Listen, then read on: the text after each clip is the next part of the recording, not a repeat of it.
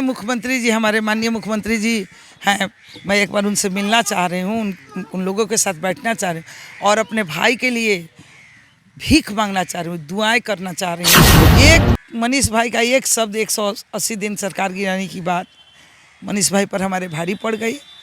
NSA किस लिए लगा, इसके लिए देखिए, सरकार से उलझना छोटा बात नहीं है।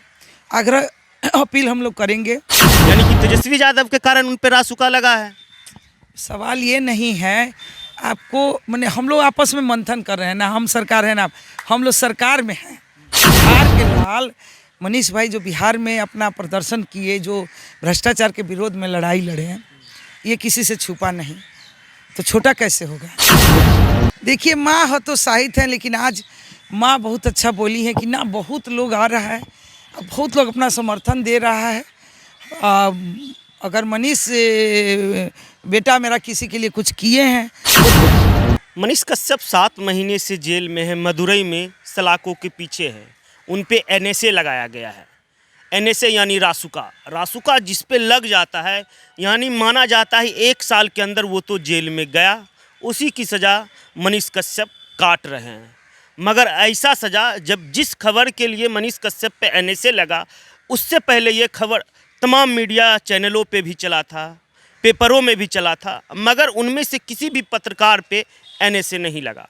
हमारे साथ अभी बात करने के लिए मनीष कश्यप की बहन पूर्णिमा भारती जी हैं, उनसे पूछेंगे उनका क्या कुछ कहना है। फिलहाल मनीष कश्यप के गृह क्षेत्र बेतिया में 5 दिवसीय धरना चल रहा है। अभी हम रक्सौल में हैं, ये अभी धरना अटेंड करके आई। इनसे पूछते हैं इनका क्या कुछ कहना है। आपका भाई पिछले 7 महीने से जेल में है, सलाखों के पीछे हैं, वो भी बिहार में नहीं, दूसरे स्टेट तमिलनाडु के मदुरई जेल में। कैसा लग रहा है, एक बंदा जो बिहार की आवाज़ था वो सलाखों के पीछे है?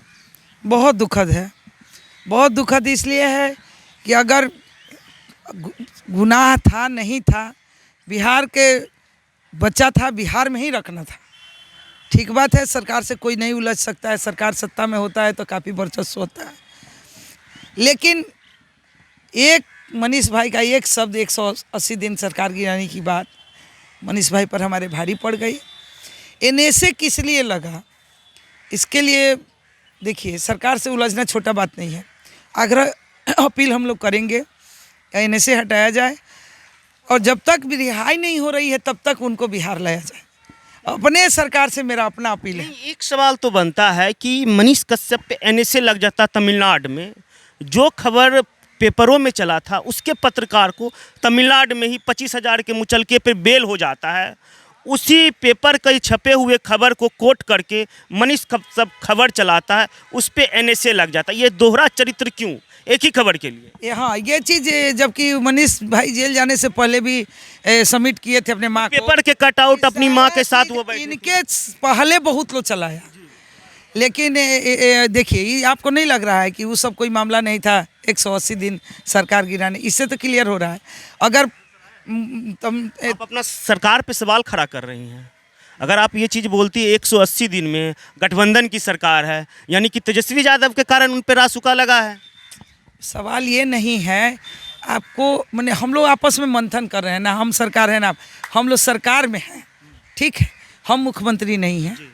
हमारा ये कहना है कि हम लोग एक अनुमान लगा रहे हैं कि हो सकता है कि 180 दिन जो सरकार गिराने की बात हो, कहीं पे निगाह है और कहीं पे निशाना, बात समझ रहे हैं।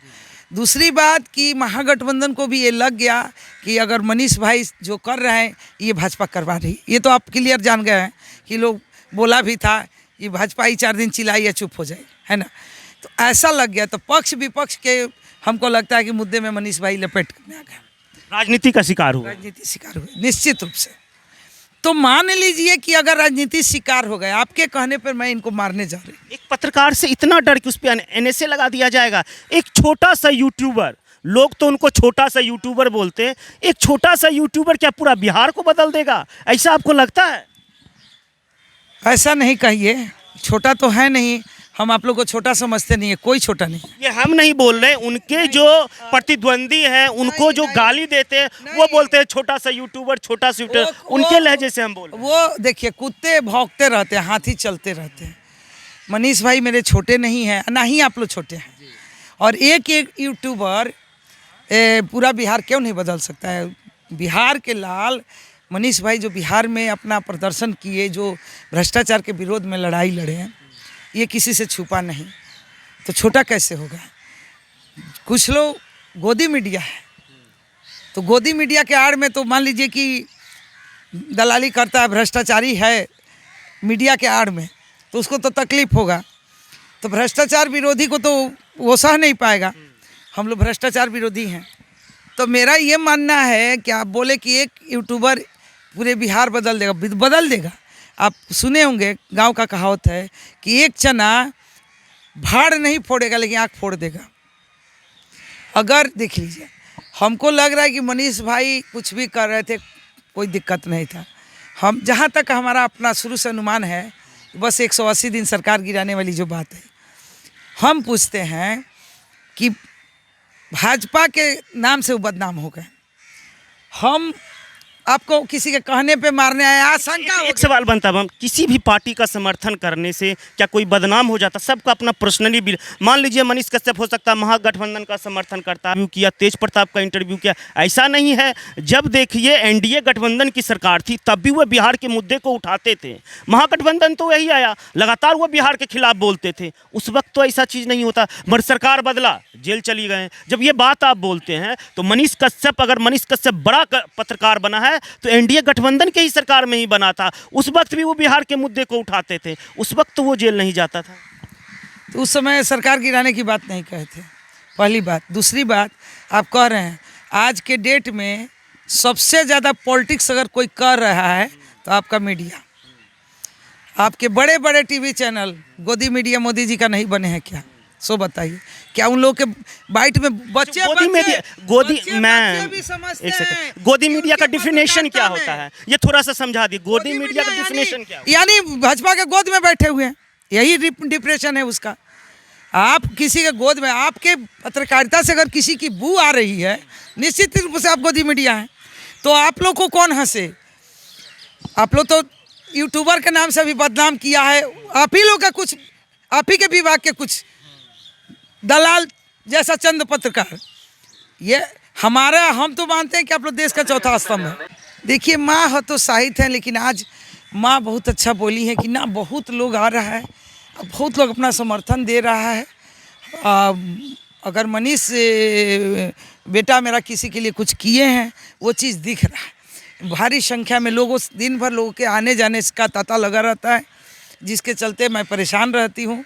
सबसे मिलना भी होता है, सबका कदर करना भी होता है। तो वो काफ़ी संतुष्ट थी, और जिस तरह से पहले हतोत्साहित थी वैसा नहीं है।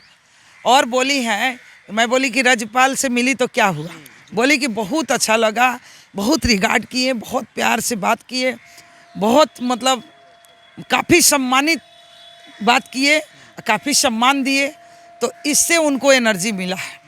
राज्यपाल जी से हमारे बात करने के बाद मनीष भाई के माँ यानी चाची को बहुत मतलब बुलंदी मिला है, काफ़ी बोल्डनेस मिला है। इसके पहले जब मैं मिली थी तो टूट सा गई थी, लेकिन आज मैं देखी हूँ कि कुछ मतलब उनको लगा है कि हमारे बेटे के लिए बहुत लोग आ गए हैं रोड पे, बहुत लोग समर्थ। मेरा एक ही चीज़ कहना है उन लोगों से, देखिए सरकार से ना कोई लड़ा है ना जीता है। हम लोग लड़ने के बजाय रिक्वेस्ट करें कि सरकार हमारी बात सुने और मनीष भाई का एनएसए हटे, रिहाई हो, और पहले तो बिहार लाया जाए। एक सवाल और बनता है, आप उनकी सिस्टर हैं और लगातार बिहार के लोगों का सवाल है, कब तक मनीष कश्यप इस मामलों से बाहर आएंगे? एटलीस्ट वो बिहार कब तक आ जाएंगे? यही तो, जब मैं माननीय मुख्यमंत्री जी, हमारे माननीय मुख्यमंत्री जी हैं, मैं एक बार उनसे मिलना चाह रही हूँ, उन लोगों के साथ बैठना चाह रही हूँ, और अपने भाई के लिए भीख मांगना चाह रही हूँ, दुआएं करना चाह रही हूँ कि आप लोग के बीच मैं मनीष भाई का बात पहुँचा सकूँ, और वो बात ले आके मैं जनता, जितने हमारे मनीष भाई के समर्थक हैं, सबको जो बेसब्री से सबको इंतज़ार है कि कुछ पॉजिटिव रिजल्ट आए, उसका भी मुझे बेसब्री से इंतज़ार है कि मैं भी जाके कुछ लेके आऊँ। लेकिन समाज सेवा इतना टफ है, आज महीना 2 महीना से मैं सोच रही हूँ पर निकल नहीं पा रही। हर हमेशा एक को 10 को निपटाती हूँ, तब तक 2 इमरजेंसी आगे खड़ा। आपको भी निपटा देगा तब क्या कीजिएगा? जो भाई कर रहा था आप भी वही काम कर रहे हैं। कोई बात नहीं है, तो भाई बहन है तो हम लोग करेंगे। देखिए, भ्रष्टाचार के विरोध हमारा नारा है। Zero tolerance. हाँ, लेकिन डरेंगे नहीं भाई, डर रहा है, जाइए ना जी, उसमें से भी लिख के दिए हुए हैं। नहीं नहीं, जो डर गया सो मर गया, डरूंगी क्यों मैं? मेरे अपने मनीष भाई को तो इतना लोग कह रहे हैं ना कि एक ही गलती है सरकार के, अब चैलेंज करना, बाकी कोई गलती नहीं। वही उसी तरह मैं भी अपनी ईमानदारी पे लड़ रही हूँ। अब कोई कब अपना शिकार बनाएगा मैं नहीं जानती हूँ, और ये जानना भी नहीं है।